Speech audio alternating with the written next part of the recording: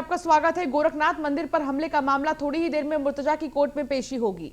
Gorakhpur court में मुर्तजा अब्बासी को पेश करेगी एटीएस। आज खत्म हो रही है मुर्तजा की कस्टडी रिमांड। जांच में मिली जानकारी कोर्ट में पेश करेगी एटीएस। यूएपीए लगाने के संबंध में कागजात दे सकती है एटीएस। तो एटीएस आज मुर्तजा को कोर्ट में पेश करेगी। हालांकि मुर्तजा के बारे में अब तक जो पता चला है उसको पेश किया जाएगा। साथ ही आपको बता दें कि जांच में मिली जानकारी को भी कोर्ट में पेश करेगी एटीएस। तस्वीर आपको दिखा रहे हैं उसी कोर्ट की जहां पर थोड़ी ही देर में पेश होगा मुर्तजा। तो थोड़ी ही देर में मुर्तजा पेश होगा इसी कोर्ट में और इस कोर्ट की तस्वीर आपको हम दिखा रहे हैं। हरेंद्र दुबे हमारे संवाददाता हमारे साथ जुड़ गए। हरेंद्र, थोड़ी ही देर में मुर्तजा को कोर्ट में पेश किया जाएगा और आज की पेशी इसलिए भी अहम है क्योंकि पिछले बार की पेशी के बाद जो भी कुछ जांच में पाए गए हैं उनको दिखाया जाएगा आज कोर्ट में। जी हाँ, आज की पेशी महत्वपूर्ण मानी जा रही है क्योंकि 7 दिन और 5 दिन जिस तरह से रिमांड पर लिया गया था, रिमांड के बाद किस तरह की जानकारी एटीएस को मिली है उसकी पूरी रिपोर्ट जो है कि आज न्यायालय को पेश की जाएगी। यही नहीं, आपको बता दें कि न्यायालय परिसर के बाहर आप देख सकते हैं कि भारी संख्या में फोर्स बल तैनात हैं और सुरक्षा के कड़े इंतजाम किए गए हैं। खास तौर से जो गोरखपुर के न्यायालय परिसर है पुलिस छावनी के रूप में तब्दील हो गई है और यहाँ पर भारी संख्या में फोर्स बल तैनात किए गए हैं। ठीक है, लेकिन एक सबसे महत्वपूर्ण बात तो ये है इसमें कि यूएपीए एक्ट जिसमें कि जिसके नाम से ही कांपने लगते हैं लोगों के रूह, उसको लगाया जाएगा मुर्तजा पर। यूएपीए लगाने के संबंध में कागजात भी आज एटीएस दे सकती है। जी, ये जांच पड़ताल करने के बाद जिस तरह से जो धारा से अपराधी कांपते हैं, डरते हैं, उन धारा से निरुद्ध किया जाएगा मुर्तजा को। इस बात की जानकारी मिलने के बाद लोगों के अंदर जिस तरह का भय बना हुआ है, खासतौर से आप देख सकते हैं हमारे पीछे कि कोर्ट परिसर में आज हो सकता है कि एटीएस फिर रिमांड पे लेने की बात सीजीएम में करे, कोर्ट से करे और कोर्ट देखना तो ये होगा कि कोर्ट उनको दोबारा रिमांड पर देती है या नहीं। लेकिन ये तो तय है कि अभी तक जो भी साक्ष्य एटीएस के पास मिले हैं वो कोर्ट में सबमिट होगा और उसी साक्ष्य के आधार पर और रिमांड पर लेने की कवायद की जाएगी। देखिए, यूएपीए एक्ट लगाने का ये साफ मतलब है हरेंद्र की आतंकवादी घोषित कर देना मुर्तजा को, जिसने ऐसे आतंकी गतिविधियों को अंजाम दिया है जो आतंकी करते हैं। साजिश रचना, इसके अलावा अलग अलग लोगों से बात करना, कुछ ऐसी चीजें मिली हैं उसके लैपटॉप से, उसके पेन ड्राइव से, जो कहीं ना कहीं ये बताती हैं कि वो जो है बड़े बड़े संगठन, आतंकी संगठन के कांटेक्ट में भी रहा है। तो ऐसे में ये एक्ट लगने के बाद ये हम कह सकते हैं कि अब जब आतंकवादी घोषित हो जाएगा मुर्तजा तो और भी गहराई से इस पूरे मामले की जांच उस तरीके से होगी जैसे एक आतंकवादी के साथ होती है, वैसी पूछताछ होगी और वाकई में ये पता चलेगा कि आखिर इसकी मंशा क्या थी। जी, आपने सही कहा कि एक्ट लगने के बाद, मुकदमा लगने के बाद जब वो आरोपी सिद्ध कर दिया जाएगा तो उसके बाद लोगों के रूह कांपेंगे, क्योंकि इस तरह की घटना की वारदात देने वाले अब घटना को कारित नहीं करेंगे। जिस तरह से मुर्तजा ने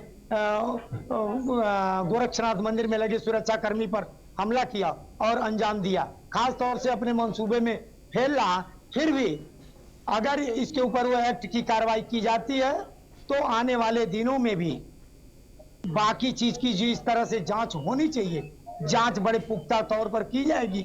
इसके कहां तक किससे लिंक थे, किससे संबंध थे, इसके पीछे कितने लोग थे, इस पर भी कार्रवाई की जाएगी। बहुत शुक्रिया इस तमाम जानकारी के लिए हरेंद्र। तो 200 करोड़ के घोटाले मामले से जुड़ी लखनऊ से बड़ी खबर आ रही है। जगत नारायण शुक्ला पर पुलिस ने शिकंजा कसा है। घोटाले में शामिल जगत नारायण की 3 बेटियां और भाई की पत्नी गिरफ्तार। जगत नारायण की बेटी नैन्सी शुक्ला गाजियाबाद से गिरफ्तार की गई है।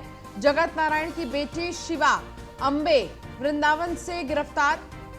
जगत नारायण के छोटे भाई सुरेंद्र शुक्ला की पत्नी सरस्वती भी गिरफ्तार। आवास विकास में फर्जी तरीके से घोटाले करने के मामले में ये गिरफ्तारी हुई है। मनीष मिश्रा हमारे संवाददाता हमारे साथ जुड़ गए हैं। मनीष, इस पूरे मामले को लेकर क्या जानकारी मिल रही है? आखिर ये मामला क्या है और इसमें जो गिरफ्तारी हुई है उसके बाद क्या कुछ होगा?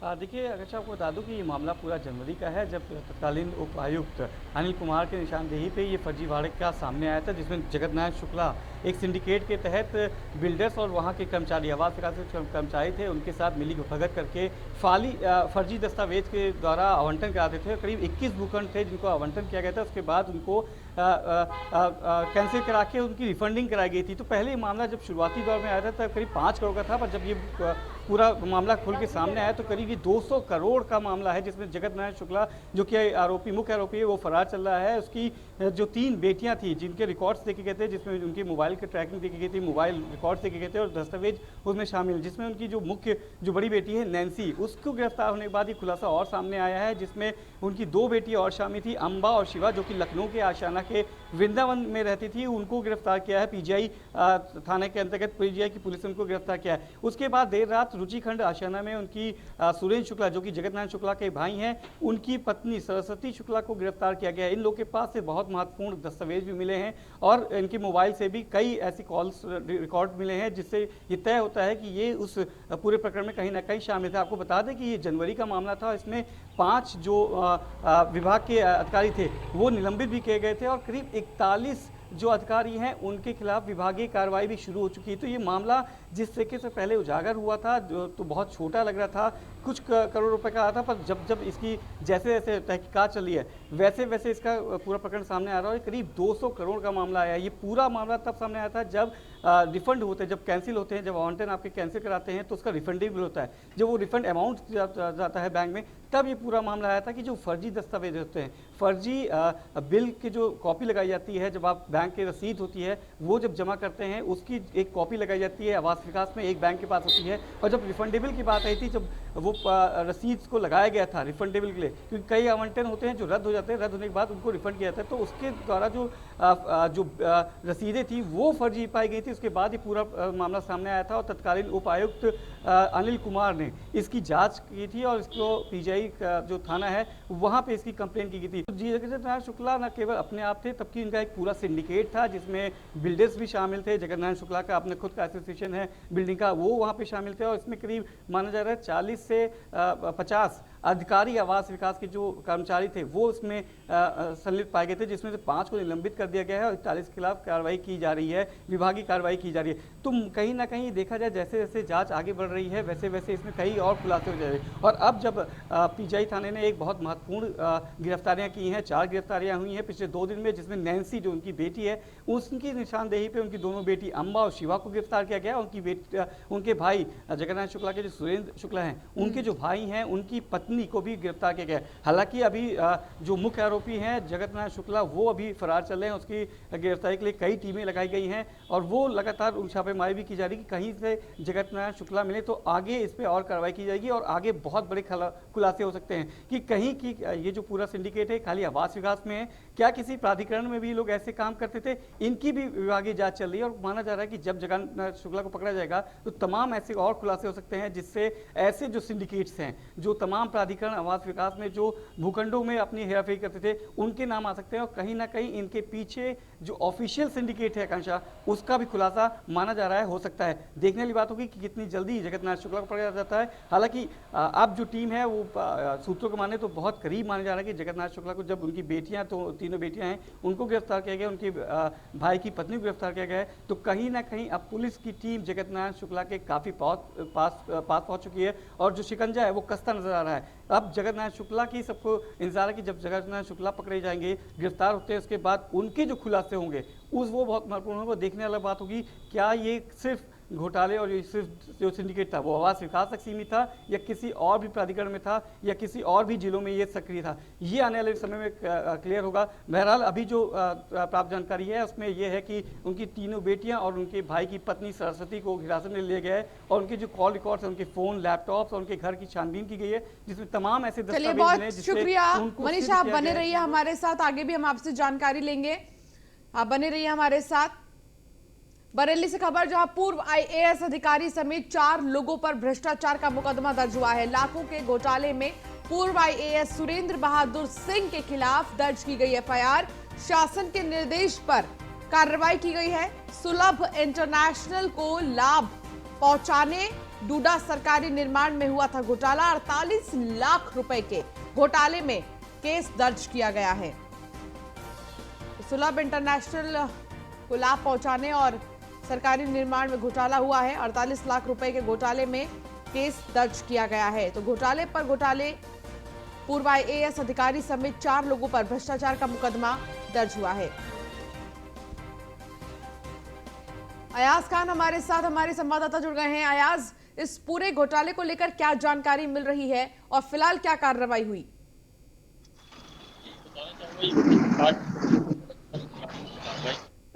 खास करके भ्रष्टाचार जिस तरीके से नजर है उनको किसी तरीके से बख्शा नहीं जाएगा, चाहे आईएएस हो, आईपीएस हो, कोई भी अधिकारी हो। अब बरेली का ये ताजा मामला सामने आया है, ये 88-89 का है, जब जांच हुई 98 का है।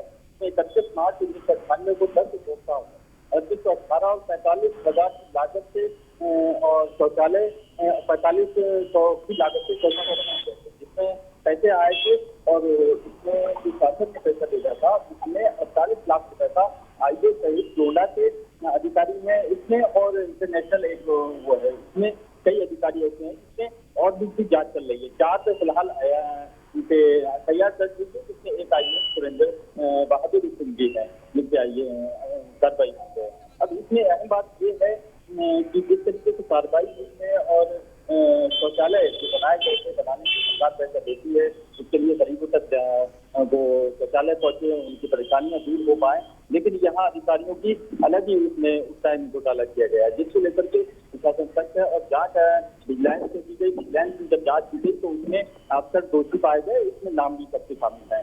तो कहीं ना कहीं बड़ी कार्रवाई है योगी सरकार की, इसमें लगातार ऐसी कार्रवाई हो रही है, इसमें अधिकारी और भी सस्ते में है, जांच चल रही है। आप देखना होगा आगे इसकी लपेट में कौन कौन अधिकारी आता है। फिलहाल 48 लाख रुपए का घोटाला सामने आया है ये, और ये अब कार्रवाई एफआईआर दर्ज हुई है, आगे की और कार्रवाई जो है उसकी तैयारी चल रही है। जय हिंद। ठीक है, बहुत शुक्रिया अयाज इस तमाम जानकारी के लिए। तो गाजियाबाद से खबर, जहां लोनी में बदमाशों ने युवक को गोली मार दी। युवक के सीने में गोली मारकर बदमाश फरार हो गए। घायल को अस्पताल में भर्ती किया गया है। थाना लोनी बॉर्डर क्षेत्र के संगम विहार कॉलोनी का ये पूरा मामला बताया जा रहा है।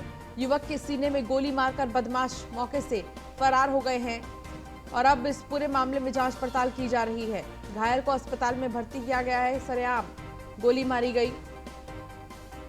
थाना लोनी के संगम विहार कॉलोनी का ये मामला बताया जा रहा है। गाजियाबाद से खबर, लोनी में बदमाशों ने युवक को गोली मारी। युवक के सीने में गोली मारकर बदमाश फरार हुए।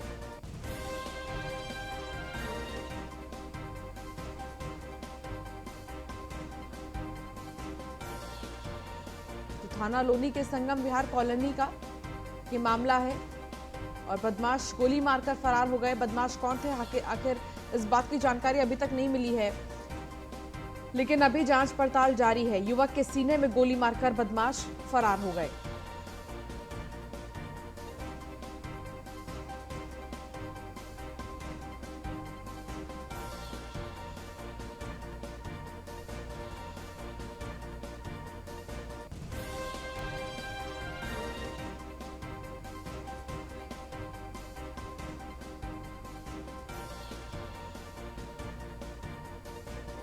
तो युवक के सीने में गोली मारकर बदमाश फरार हुए हैं।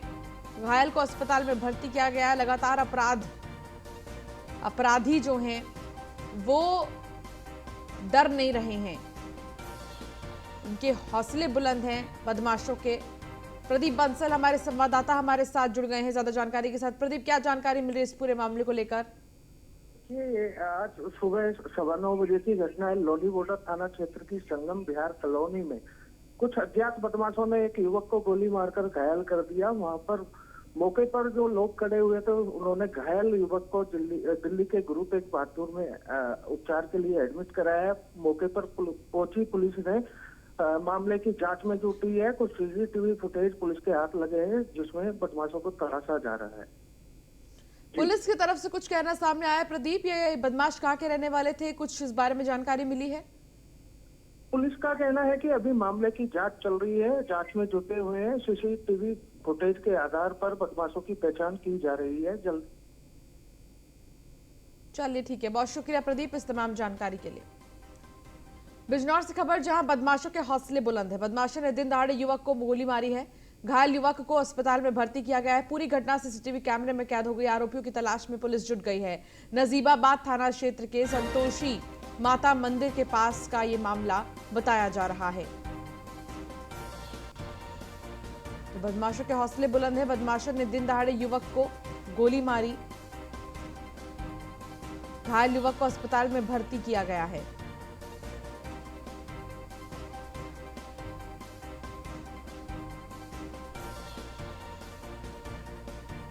और ये सीसीटीवी फुटेज सामने आया है। इस फुटेज में आप देख सकते हैं कैसे बदमाश दिन दहाड़े वारदात को अंजाम दे रहे हैं। अब इस पूरे मामले पर जांच पड़ताल शुरू हो गई है। गोरखपुर से खबर, जहां पुलिस और पशु तस्करों के बीच मुठभेड़ हुई। मुठभेड़ में शातिर बदमाश इमरान को गोली लगी है। घायल बदमाश को अस्पताल में भर्ती किया गया है। जौनपुर का रहने वाला है शातिर बदमाश इमरान। ट्रक समेत 30 पशुओं को पुलिस ने बरामद किया है। तमंचा और कारतूस भी बरामद किया गया है। चौरी चौरा के सोनबरसा बाजार इलाके का यह पूरा मामला बताया जा रहा है।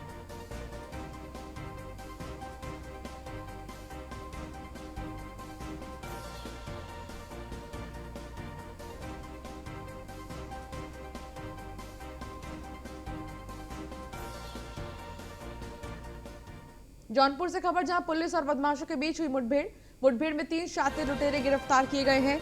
एक बदमाश के पैर में गोली लगी है। बाइक, पिस्टल, 2 जिंदा कारतूस, 2 तमंचा बरामद किया गया है। स्वाट टीम और पुलिस ने संयुक्त रूप से कार्रवाई की और बदमाशों को धर दबोचा गया। मुठभेड़ में 3 शातिर लुटेरे गिरफ्तार, जो अलग अलग जगहों पर अंजाम देते थे चोरी की घटना को। एक बदमाश के पैर में गोली लगी है, तो वहीं बाइक, पिस्टल, 2 जिंदा कारतूस, 2 तमंचा बरामद किया गया है। स्वाट टीम और पुलिस ने संयुक्त रूप से कार्रवाई की है। जौनपुर से जानकारी मिल रही है, जहां पुलिस और बदमाशों के बीच मुठभेड़ हुई और उस मुठभेड़ में 3 शातिर लुटेरे गिरफ्तार किए गए हैं।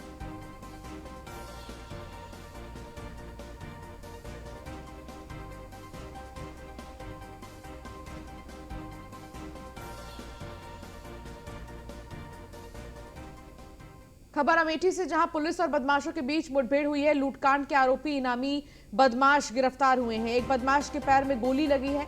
अस्पताल में भर्ती मुंशीगंज पुलिस ने लूट करने वाले 2 आरोपियों को गिरफ्तार किया है। दोनों बदमाशों के ऊपर 25,000 का इनाम था। तो एक बदमाश के पैर में गोली लगी है, अस्पताल में भर्ती है। ये बदमाश मुंशीगंज पुलिस ने लूट करने वाले 2 आरोपियों को गिरफ्तार किया है।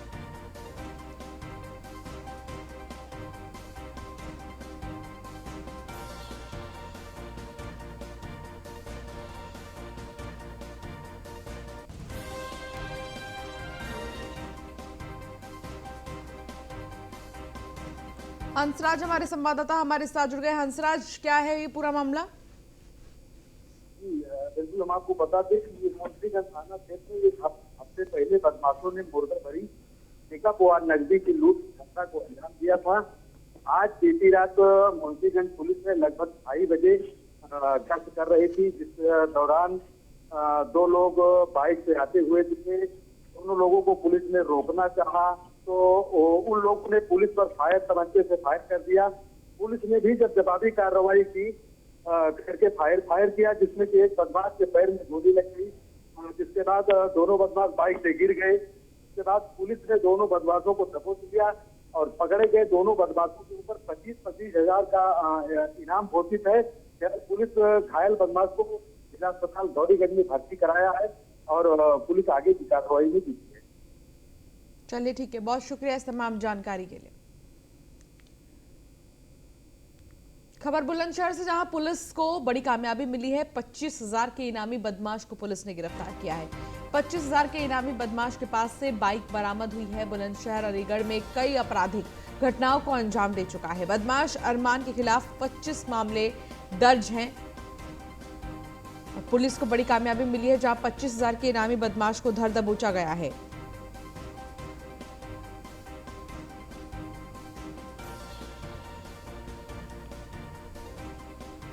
बदमाश अरमान के खिलाफ 25 मामले दर्ज।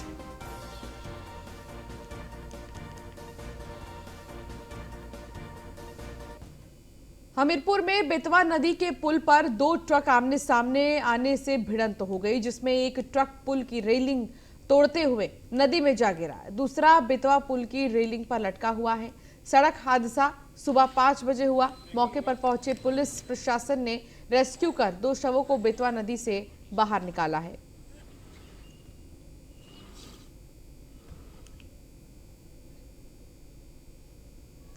करीबन 4:30 बजे का वाकया था।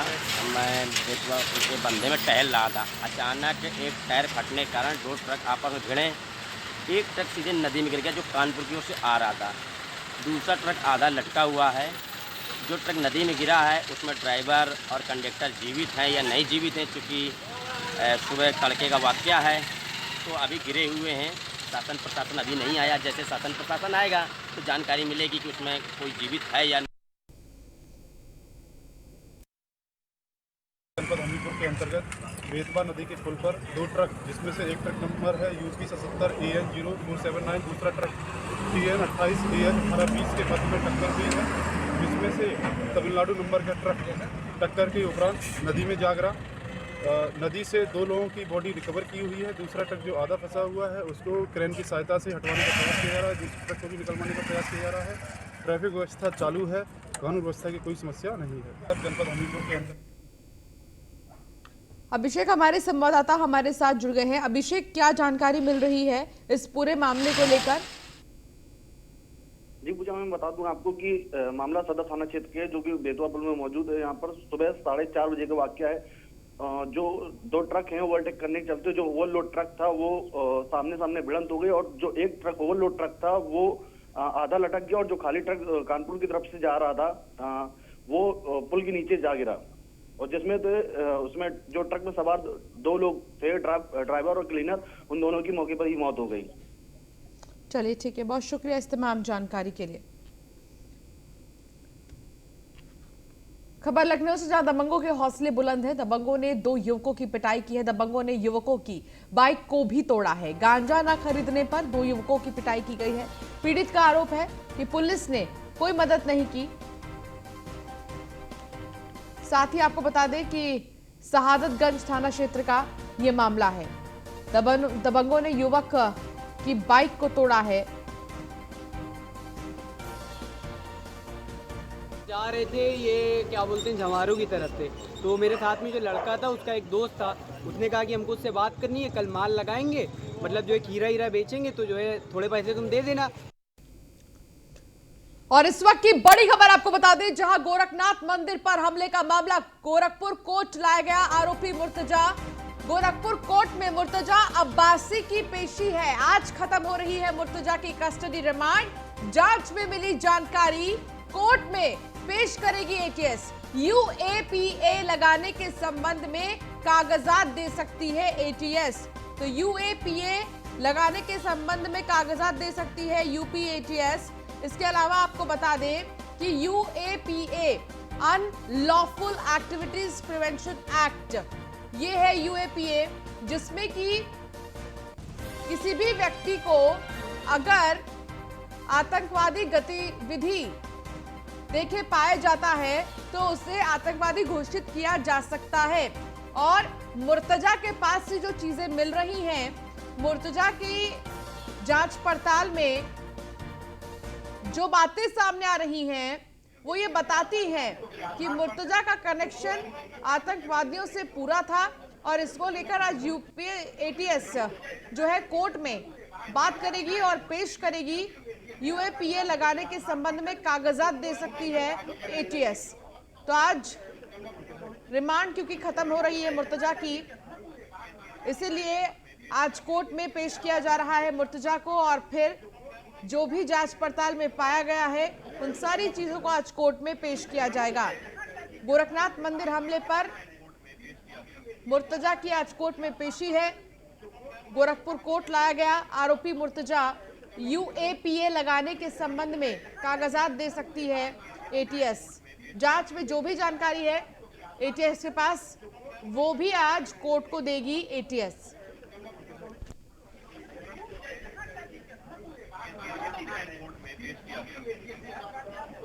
तो गोरखपुर में कोर्ट में, ये वही कोर्ट है, आपको तस्वीर हम दिखा रहे हैं। इसी कोर्ट में मुर्तजा पेश होगा, थोड़ी ही देर में पहुंच गया है मुर्तजा कोर्ट में, अब थोड़ी ही देर में पेश होगा। हरेंद्र दुबे हमारे साथ, हमारे संवाददाता जुड़ गए। हरेंद्र, कोर्ट तो पहुंच गया है मुर्तजा, बस पेशी होने में थोड़ा सा वक्त बचा है। देखिए, कोर्ट में पेशी हो चुकी है मुर्तजा की और खास तौर से एटीएस की टीम ने और रिमांड बढ़ाने की मांग से लेकर के पेशकश पेश कर दी है कोर्ट में। खास तौर से देखा जाए तो 7 दिन और 5 दिन 2 बार रिमांड पर मिला था एटीएस को और 2 बार में जितने भी सबूत साथ एटीएस ने इकट्ठा किया है अब सब कोर्ट में पेश करेगी और उसी के बिहेव पर और रिमांड लेने की कवायद में जुटी हुई है। अब तो देखना, अभी थोड़ी देर के बाद देखना होगा कि क्या रिमांड पर मिलता है या कोर्ट से ही जेल भेजा जाता है, ये तो अभी थोड़ी देर में पता चले। लेकिन ये तय है कि मुर्तजा के पास से जो भी सबूत मिले हैं वो आज एटीएस कोर्ट में पेश कर रही है। चलिए ठीक है, बहुत शुक्रिया हरेंद्र इस तमाम जानकारी के लिए।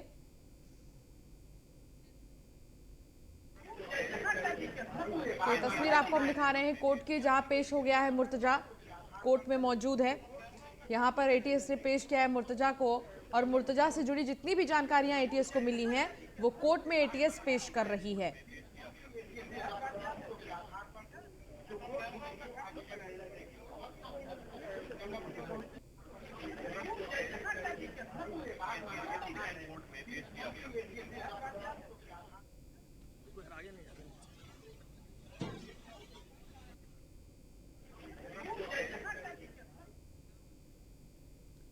और बुलेटिन में फिलहाल इतना ही। आप बने रहिए न्यूज़ 1 इंडिया के साथ। नमस्कार।